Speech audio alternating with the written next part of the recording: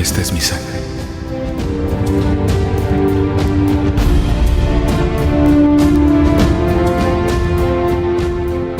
Bueno, acabamos de terminar este rico café con un trocito de torta y ahora nos disponemos a compartir este otro pan. Este pan que es realmente un maná del Un cielo, maná del cielo, así que los invitamos.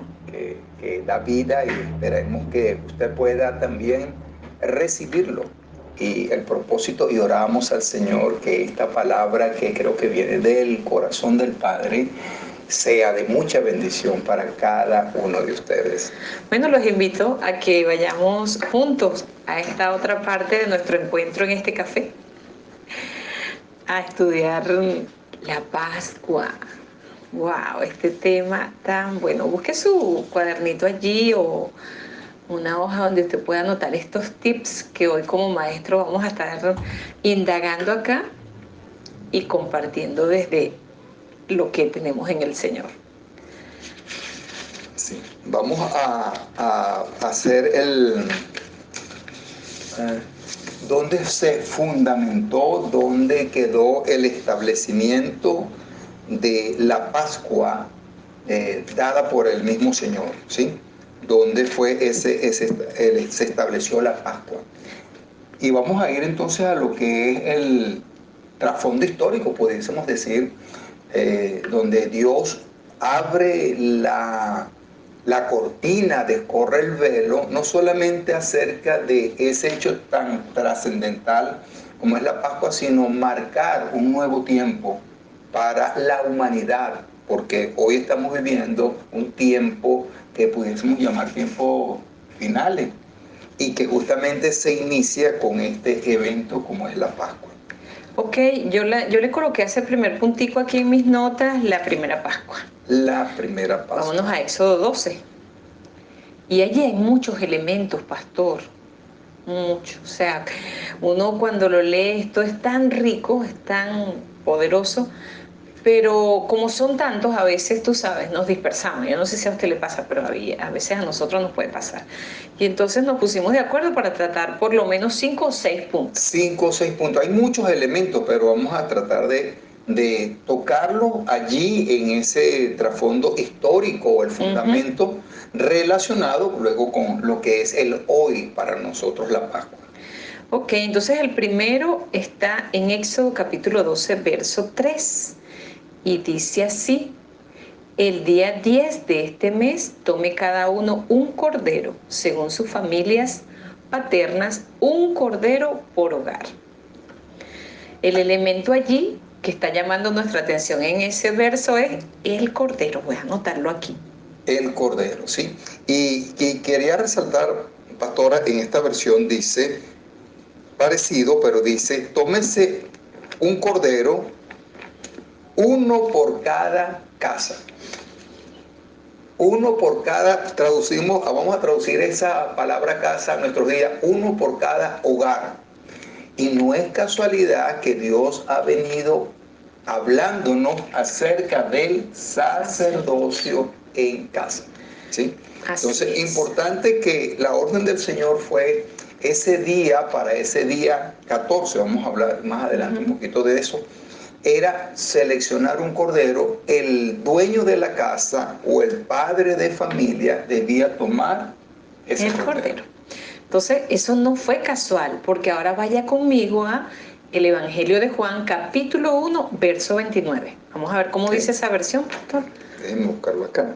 ¿Lo tienes allí? Sí, dice la textual: al día siguiente, Juan el Bautista ve a Jesús que viene hacia él y le dijo: he aquí el Cordero de Dios que quita el pecado del mundo. Y pensando un poquito en esto, allá dice la palabra que el dueño de la casa, el padre de familia, iba a seleccionar el cordero. Este cordero que Juan ve, quien lo selecciona es el padre, y le dio la instrucción a Juan y le dijo: sobre aquel que tú veas descender el Espíritu, ¿sí? y por eso Juan fue enviado a preparar el camino, a preparar la venida, la aparición públicamente de Jesús como el Cordero. Y ahora vaya conmigo para que usted vea cómo lo vio Isaías, el profeta Isaías, en un pasaje que es tan conocido, pero que igual tome su nota y asócielo al tema de estudio que es la Pascua. Isaías 53, verso del 3 al 7, hoy vamos a leer acá solo el 7, que dice: a causa de su aflicción no abrió su boca. Vamos a buscar esta versión del pastor que me gusta. Esta textual dice: como oveja fue llevado al matadero, como un corderito mudo delante del que lo trasquila, así no abrió su boca. Vamos a buscarlo acá. Tenía acá Isaías 53, verso 7.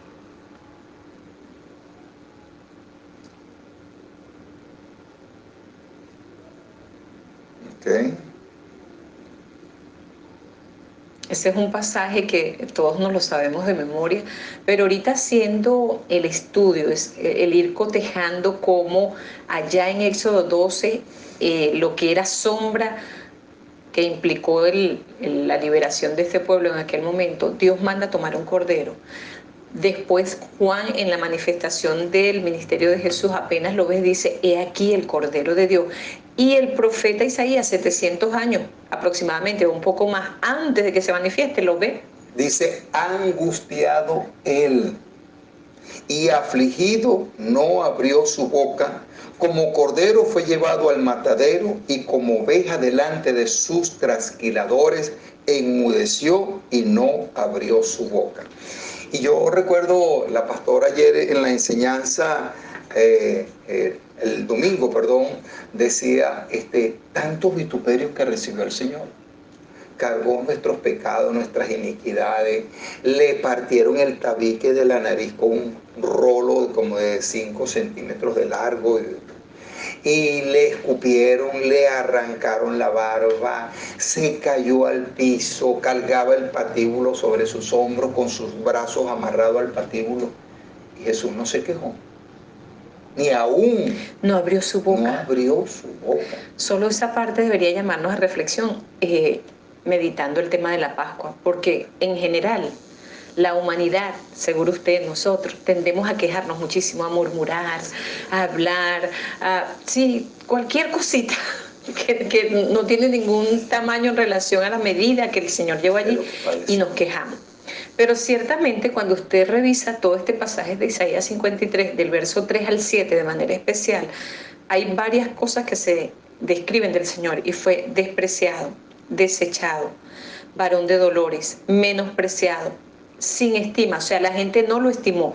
Llevó todas las enfermedades, fue azotado, fue herido, fue abatido, fue angustiado, fue afligido, y en medio de eso, mudo, no abrió su boca. Ahora, fíjate, pastora, interesante, porque no abrió su boca ni para quejarse, ni para renegar, ni para maldecir, ni para decir estoy arrepentido por estos pecadores. No, él enmudeció, pero sí abrió su boca para decir, por ejemplo, consumado es. O para decir, Padre, perdónales, porque no saben lo que hacen. ¿Sabe? Qué importante eso, que a veces en medio de la prueba, amado, que a veces uno está pasando, y amigo, que tú puedas estar pasando, no abras tu boca para quejarte, sino para poder declarar la palabra de Dios, el poder de la palabra sobre tu vida. Y que cuando te estés preparando, como en esta temporada, para celebrar la Pascua, tomes decisión para seguir ese ejemplo, pastor. Para que en las próximas temporadas, si eres un hombre, una mujer que tiende a quejarse mucho, a hablar, a murmurar de las cosas, etcétera, etcétera, tú dices, bueno, Señor, tú eres mi ejemplo, ayúdame, fortaléceme por tu espíritu para ser, ¿sabe? Bueno, seguir esa pauta. Bueno, pastor, entonces allí vemos que ahora, aquel cordero, sí, entonces fue nuestra Pascua, que es Cristo. Sí. Ahora, me gustaría, antes de cerrar esto, no sé si lo tenemos acá. Que viene el punto 2, que fue sin defecto. Ok, vamos a ver, pero tengo aquí que antes de cerrar me gustaría resaltar lo que dice el verso 5. Pero vamos a hablar que fue sin defecto. En Éxodo capítulo 12, ahora vaya al verso 5, yo lo anoté esto como el punto número 2, dice de esta manera, que el cordero debía ser sin defecto, macho de 1 año, lo van a tomar de entre los corderos y los cabritos, y luego lo iban a guardar hasta el día 14 de ese mes, donde se inmolaría entre las dos partes. Ok, el primer punto era que debía ser sin defecto, perfecto. ¿Cómo vemos eso en Cristo? Entonces usted aprende por la misma palabra que dice que el Señor fue tentado en todo, pero sin pecado. Sí, sin pecado. Dice la palabra que por lo que padeció aprendió la obediencia. Y algo acá, amado, es que el cordero que iba a seleccionarse allá era de 1 año, de característica de 1 año, tomado del rebaño, pero una de las características de la ofrenda era que no podía ser ciega, no podía ser enferma, no podía estar manca, no podía estar coja, sí, no podía tener defecto. Y vemos a Jesús como el Hijo de Dios, el único ser humano en la tierra con el ADN del Padre. ¿Sí?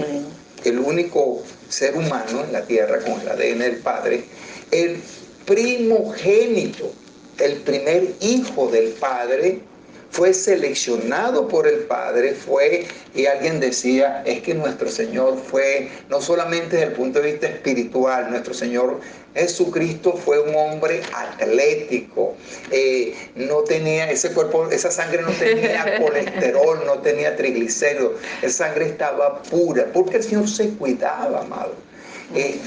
No tenía defecto, no podía tener defecto, porque si tenía defecto, cuando Dios instituyó lo de la ofrenda, los sacerdotes eran responsables de que lo que se ofrecía como ofrenda fuese sin defecto.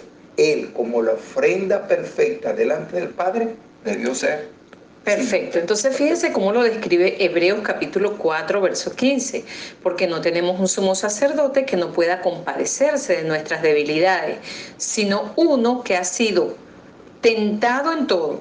Esta versión dice, probado en todo, según nuestra semejanza, pero sin pecado. Sí. Cualquier tipo de tentación fue expuesta a la vida de nuestro Señor, pero fue sin pecado, porque ese cordero tenía que ser perfecto. Sí. Ahora, eso a veces uno no se imagina que eso le pudo pasar a Jesús, pero toda aquella tentación que desde el punto de vista humano, sea hombre o sea mujer, Cristo padeció por esas tentaciones y no se dejó vencer, las resistió, huyó de ella, porque fíjense, la tentación no la reprendemos, sobre todo cuando se habla de la tentación en el aspecto sexual. Lo que le pasó a José, José no se puso ahí a resistir, él salió corriendo y dejó a la mujer de Potifar. Ahora, ¿por qué sabemos que Cristo fue tentado en todo, sin defecto? Porque dice que siendo tentado en todo, puede entendernos y puede socorrernos cuando somos tentados. O sea que no es que por querer eso vamos a caer, no. Si en un momento de debilidad sabemos que estamos siendo tentados, Él nos puede socorrer, pero ¿qué tenemos que hacer? Salir corriendo, huir de la tentación. Así es. Hebreos 2:18 dice de la siguiente manera, pues en lo que Él ha padecido siendo tentado, es capaz de socorrer a todos los que están siendo tentados, ¿sí? Es capaz de socorrerte, ¿sí? Te va a fortalecer para que tú huyas, para que salgas, para que no cedas a la tentación. Fíjese que algo importante acá, pastor, y implica la Pascua en nuestras vidas, no en una temporada, sino Cristo vigente todo el tiempo. Cuando Jesús tiene el encuentro con la mujer adúltera, le dice, ninguno te condenó, yo tampoco te condeno, pero vete y no peques más. Tomar de la Pascua, que es Cristo en nuestras vidas, trae la unción y la fortaleza y el poder que da el Espíritu de Dios para no seguir en una condición de pecado. Amén. Da la fortaleza, pero amado, fíjense que dice la palabra, y lo hablamos en estos días, que si tu corazón no te reprende, en otras palabras, si hay una tentación, el primero que te va a reprender es el corazón, porque la palabra que está atesorada en tu corazón se va a disparar, es una alarma, un sensor, no lo hagas. Pero si aún en tu corazón tú no sientes la represión, dice, mayor que tu corazón es Dios, que a través del Espíritu te va a reprender. Ahora, sintiendo la represión que necesita, obedecer, desistir. Y eso Dios te da la fuerza. ¿No? Punto número 3 fue el momento en que el Señor fue sacrificado. Allá en el libro de Éxodo capítulo 12 nos lo dice en el verso 6. Dice, y habiendo sido guardado, después que lo tomaban el día 10, hasta el día 14, debía ser inmolado entre las 2 tardes, ¿sí? Degollado entre las 2 tardes. En el Nuevo Testamento vemos que el Señor no fue muerto, crucificado en cualquier hora del día. Exactamente, pastor, entre las 2 tardes. El día 14 lo dice. Y fíjese, amado, meditaba un poco con relación a esto. En el caso del fundamento, cuando se estableció la Pascua, la sangre, el padre de familia debía tomar esa sangre del cordero y colocarla en el dintel y en los postes para traer protección, cobertura, para que pasara por alto esa casa cuando viniese la mortandad sobre Egipto.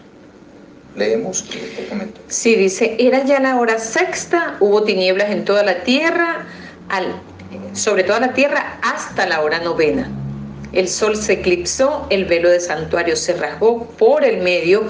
Entonces Jesús, clamando a gran voz, dijo, Padre, en tus manos encomiendo mi espíritu. Y habiendo dicho esto, expiró. Eso es Lucas capítulo 23, versos 44 al 46. Vemos cómo ese elemento se cumple de manera exacta. Literal. Ahora, les decía que fíjense, en aquel momento la sangre fue puesta por el padre de familia en el dintel y en los postes. Pero cuando Cristo muere en el Calvario, ¿dónde fue a caer esa sangre? Dice que cuando el soldado, y leí un documental recientemente, que cuando el soldado tomó la lanza y traspasó su costado, esa lanza llegó al corazón. Y de su corazón lo que salió fue sangre y agua, amado. Y esa sangre y agua no fue puesta en un dintel de puerta o en un poste de la puerta. Esa sangre cayó a tierra. Y cuando la tierra recibió esa sangre, dice que tembló. Las piedras se partieron. Porque esa sangre estaba cayendo sobre mí. Y sobre ti que eres tierra, porque fuimos tomados del polvo de la tierra. Dios hizo al hombre del polvo de la tierra. Hizo a Adán y sopló sobre él aliento de vida y fue el hombre un ser viviente. Y Adán, oiga bien, Adán se apartó. Pero cuando Cristo muere en el Calvario y esa sangre cae sobre tierra, la tierra no resiste y la tierra está recibiendo vida. Y cuando la sangre de Cristo viene sobre ti, no en las puertas, en el poste, sobre tu vida, cobramos vida nueva en Cristo Jesús. Entramos al cuarto elemento, tan poderoso que no pudimos pautarlo, sino que ya usted se sumergió en ello juntamente con nosotros, que es la sangre. Y dice Éxodo capítulo 12, verso 7, que después que ellos inmolaban al corderito entre las 2 tardes, debían tomar la sangre y debían ponerla en los dinteles de las puertas y en los postes. Eso se viene a cumplir de manera perfecta en nuestro Señor Jesucristo, que es el Cordero inmolado, y entonces usted lee donde narran cómo fue el momento de la muerte del Señor, y dice, tanto el libro de Hebreos como el apóstol Pablo, ahorita le vamos a citar 2 textos, que esa sangre de Cristo clama hoy más que la sangre de Abel. ¿Sabe? Sí, Señor. ¿Y qué clama? Clama redención, clama restauración, clama liberación, clama justicia, clama paz. Importante que usted sepa Usted, al estar en Cristo, al haber aceptado a Jesús como el Señor de su vida y tomar de la Pascua, usted le estaba dando lugar a que la redención de Cristo Jesús llegara y desarraigara. Esa sangre preciosa es la única que puede desarraigar el pecado, la rebelión y la iniquidad de nuestras vidas. Ahora, fíjese, esa sangre trae redención. ¿Redención qué es? El pago que fue dado por el Padre en la vida y en la sangre de Cristo para poder rescatarnos. Eso es redención, trae paz, trae libertad. Amén. Pero también trae juicio, porque allá en Egipto para uno fue libertad y redención de la cautividad, pero para todo el pueblo de Egipto fue juicio de Dios, juzgando a sus dioses y juzgando a esa generación incrédula y pecadora que le dio la espalda a Dios. Amados, pero para este tiempo celebramos la Pascua, estamos recibiendo redención sobre nuestras vidas, pero no es menos cierto que también esa sangre está clamando por justicia. Así es. De parte del Padre sobre esta generación. Y en línea con esto les decía, con este verso, lo que dice Isaías 53, verso 6, que le dije que no podía, verso 5, dice: mas él herido fue por nuestras rebeliones, molido por nuestros pecados, y el castigo de nuestra paz fue sobre él, y por sus llagas nosotros fuimos curados. Mire, yo les decía que Jesús en el Getsemaní, él tomó la copa y le dijo: Padre, si es posible, pasa de mí esta copa. Porque en esa copa lo que había era la iniquidad, el pecado y la rebelión mía. Tu rebelión, tu pecado. Y no solamente era la de todo el mundo, de toda la humanidad. Y Jesús nunca pecó, no se rebeló, fue obediente. Pero cuando él tomó esa copa, toda la inmundicia del pecado de la humanidad cayó, fue imputado sobre su cuerpo. Y dice la palabra que él molido fue por nuestras rebeliones, por nuestros pecados. Y el castigo, oiga bien, amado, el castigo, la ira de Dios cayó sobre la humanidad de Jesús para condenar el pecado en la carne. Lo juzgó. Por eso él padeció. Entonces, pastor, fíjate cómo dice, y con esto ya vamos cerrando todos estos elementos del café del día de hoy. Juan capítulo 19, verso 30 dice: entonces cuando tomó el vinagre, Jesús exclamó: ha sido consumado. Y habiendo inclinado la cabeza, entregó el espíritu. Dice el verso 32, fueron pues los soldados y quebraron las piernas a los que estaban al costado, de los lados de la crucifixión, y del otro que había sido crucificado con él. Pero cuando llegaron a Jesús, como lo vieron ya muerto, no le quebraron las piernas. Pero uno de los soldados le abrió el costado con su lanza, lo que describiste, y al instante salió sangre y agua. Y dice Juan, el amado, porque esta coletilla la dejó allí como por si acaso, dice: y el que lo vio ha dado testimonio, y su testimonio es verdadero, y él sabe que dice la verdad porque él estaba allí. ¡Wow! ¿Sabe? Qué poderoso este momento, porque aunque vemos y toca los sentimientos y nos compunge el área de nuestro ser, pero ver allí que fue la victoria, lo que dice luego Colosenses capítulo 2 del verso 13 en adelante, estaba el Señor exponiendo públicamente la derrota de todo principado, toda potestad, que hasta ese momento, dice Hebreos 2:14, pastor, ¿sí?, que había reinado el imperio de la muerte, y con la muerte de Cristo se activa la vida, el imperio de la vida, el poder de la vida. Que nos alcanzó hasta hoy. Pastora, en el siguiente video creo que vamos a retocar esto, porque esto está tan bueno que yo creo que merece hacerle referencia de nuevo. Pero me gustaría terminar esta sesión, lo que dice, porque estás hablando de Juan, que dice que él estaba allí y lo vio. Y lo vio. Así es. Y él lo vio, está hablando de cuando lo vio, porque Juan fue el único que estuvo allí al pie de la cruz, y por eso puede testificarlo de esa manera, con esa seguridad, con esa autoridad y con ese poder. hacer. Pero no se queda allí.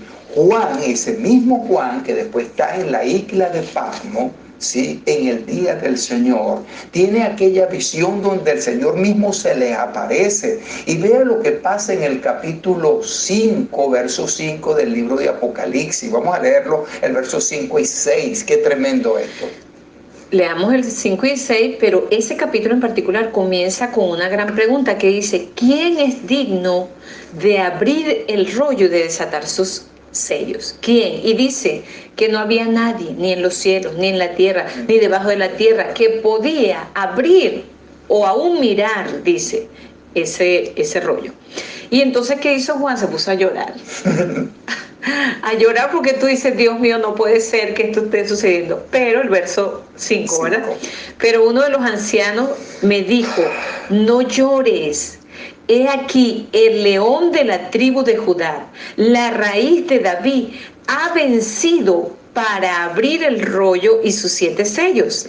Y en medio del trono y de los 4 seres vivientes y de los ancianos, vi que se había hecho estar en pie a un cordero, como inmolado, que tenía 7 cuernos, 7 ojos, que son los 7 espíritus de Dios enviados a toda la tierra. Y fue y lo tomó de la diestra del que estaba sentado en el trono, y cuando tomó el rollo, bueno, allí la adoración. Vamos a terminar en esta adoración, declarando que Cristo es nuestra Pascua. Fíjese, fuimos haciendo esa relación entre Éxodo y lo que fue su cumplimiento en Cristo, porque Cristo es mi Pascua, Cristo es tu Pascua. Sí, y aquí vemos y resaltamos que dice: los ancianos estaban y en pie, uno como un cordero inmolado. Ese cordero que fue anunciado allá, que era sombra en ese éxodo que el Señor le estableció, que luego Juan lo vio y dijo: aquí el Cordero de Dios, que luego dio testimonio y dijo: es fiel y verdadero, se confirma. Él hoy, como el Cordero, delante de la presencia del Padre, está intercediendo por ti y por mí. Yo creo que vale, amado, prestarle atención, amigo que vas a ver este video. Vale prestarle atención, porque esto no es una religión. Son cosas que han venido aconteciendo, están aconteciendo hoy y acontecerán, porque un día nosotros vamos a estar en esa presencia plena de ver al Cordero. Disfrute este pan que le acabamos de compartir. Dios les bendiga.